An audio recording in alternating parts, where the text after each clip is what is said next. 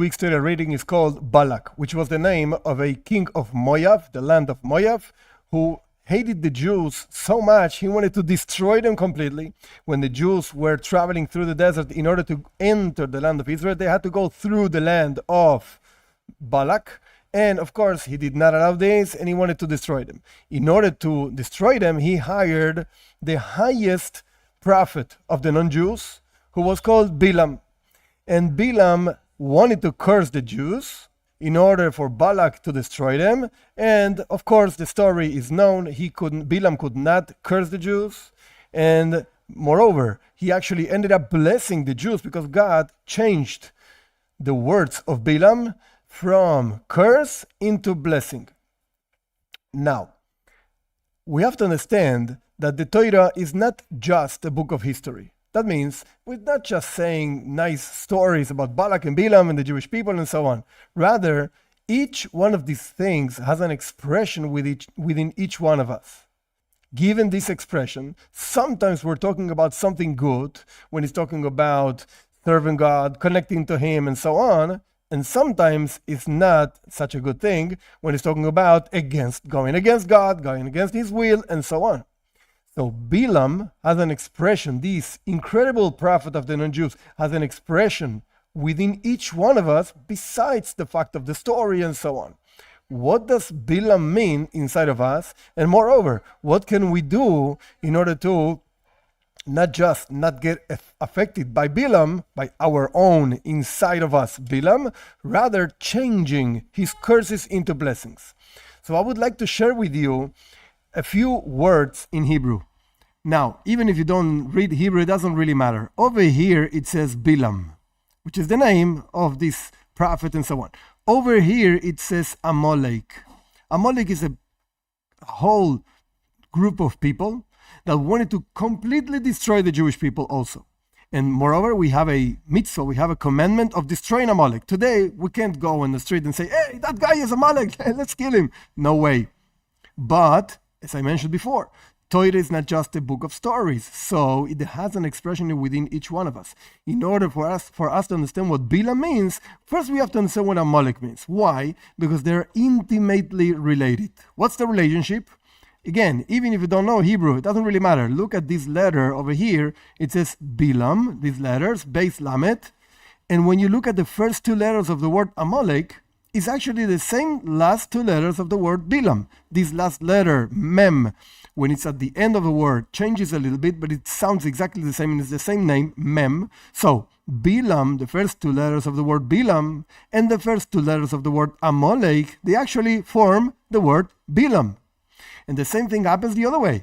The last two letters of the word Bilaam, which is and the first two letters of the last two letters of the word Amalek, they actually form Amalek. Amalek. So we have Bilaam on top, Amalek on the bottom. And if you look at them from up to below, you have Bilaam and Amalek also. So they're intimately related.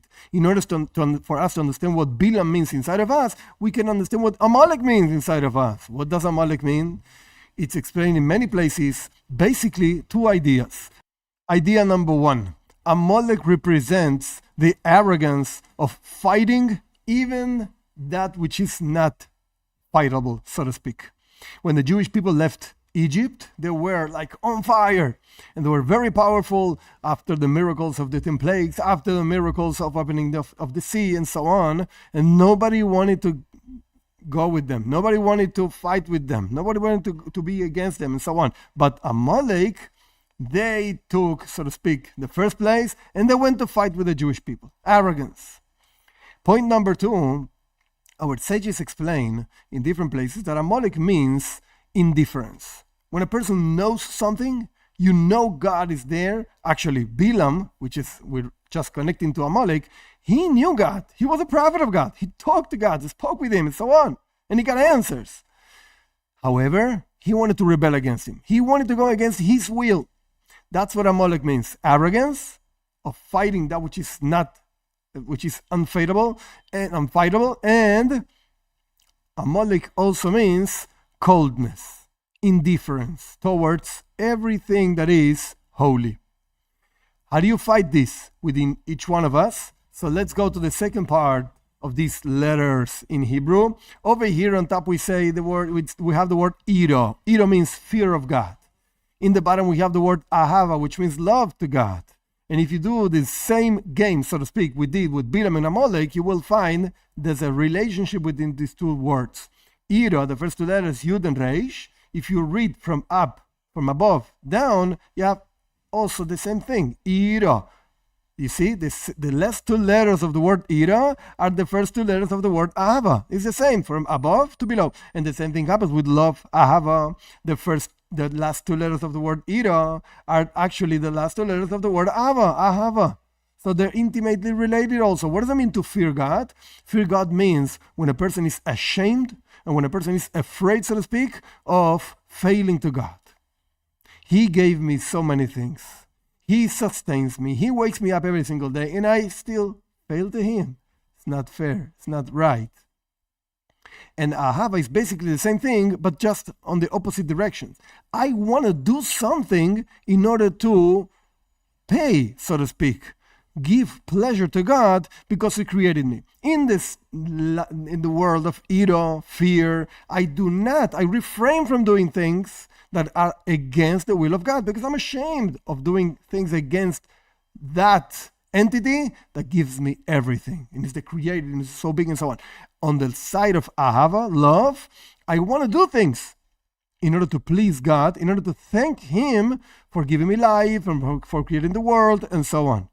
This means basically, just as we have the same game within these two words, ira and ava, fear and love, and the same game within these two words, Bilaam and Amalek, that means that fear for God and love for God, it's the cure, so to speak, for the Bilaam and Amalek that we have inside of us.